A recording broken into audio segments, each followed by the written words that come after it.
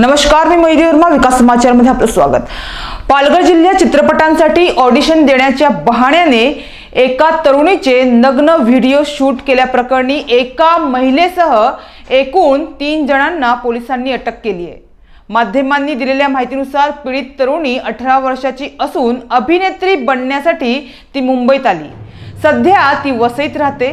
सिनेमात काम मिळवण्यासाठी ती विविध निर्मिती कंपन्यांकडे भेटी देत होती। दरम्यान 1 नोव्हेंबर रोजी तिला एका कंपनीतून दूरध्वनी आला होता। आम्ही नवीन वेब सिरीज तयार करत असून त्यासाठी मुलाखत म्हणजेच ऑडिशन देण्यासाठी या तरुणीला बोलावले। 2 नोव्हेंबर रोजी पीडित तरुणी विरार जवळच्या अर्नाळा येथे गेली। तिथे तिला एक दिग्दर्शक, एक कॅमेरामन, एक अभिनेता आणि एक महिला मेकअप आर्टिस्ट असे 4 जण भेटले। चौघांनी तिला एका लॉजमध्ये ऑडिशनसाठी नेले।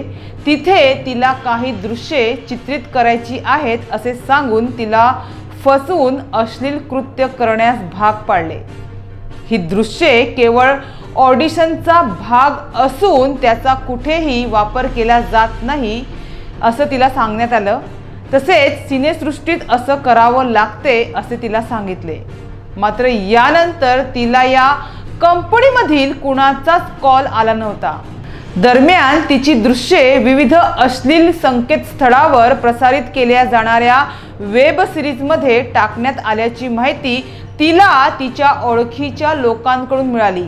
यामुळे घाबरलेल्या या तरुणीला आपली फसवणूक झाल्याचे लक्षात आल्यावर तिने घाबरून अर्नाळा सागरी पोलीस ठाण्यात तक्रार दाखल केली। या तक्रारीवरून पोलिसांनी फसवणूक तसेच माहिती तंत्रज्ञान अधिनियमाच्या कलमाअंतर्गत गुन्हा दाखल केला आहे। हे प्रकरण पुढील तपासासाठी गुन्हे शाखा 3 कडे वर्ग करण्यात आले आहे।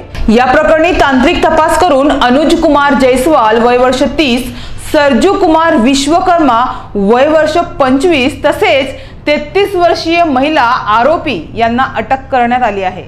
याबाबत माहिती देताना गुन्हे शाखा 3 चे वरिष्ठ पोलीस निरीक्षक प्रमोद बडाख यांनी सांगितलं की आरोपी हे व्यावसायिक पोर्नोग्राफी करणारे आहे। ते बेकायदेशीररित्या अश्लील व्हिडिओ बनवून प्रसारित करत होते। त्यांनी पीडित मुलीला बोल्ड वेब सिरीजसाठी ऑडिशन देण्यासाठी पुरुष जोडीदाराला सोबत घेऊन बोलावले होते।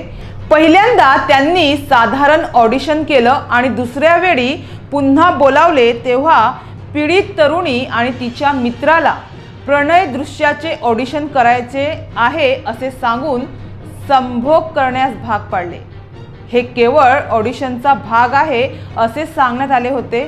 मात्र त्यांनी तो कोठा नावाच्या ॲपवर तसेच इतर अश्लील संकेतस्थळावर प्रसिद्ध केले होते। या अश्लील संकेतस्थळावरून 200 ते 300 रुपये आकारून या चित्रफिती बघता येत होत्या। त्यातून आरोपींना 40,000 रुपये मिळाले होते अशी माहिती पोलिसांनी दिली। तर पोलिसांनी कोठा ॲप हे बंद केलं असून इतर अश्लील संकेतस्थळांना संपर्क करून त्या चित्रफिती काढण्यास सांगितलं आहे। मात्र या अश्लील चित्रफिती परदेशातून चालवल्या जात असल्याने त्यांच्यावर कारवाईसाठी अडचणी येत आहेत। आरोपींनी अनेक मुलींचे अशा प्रकारे चित्रीकरण केले असून त्या प्रसारित केल्या आहेत। मात्र अद्याप कोणत्याही मुलीची अशी तक्रार आली नसल्याचे पोलिसांनी सांगितले।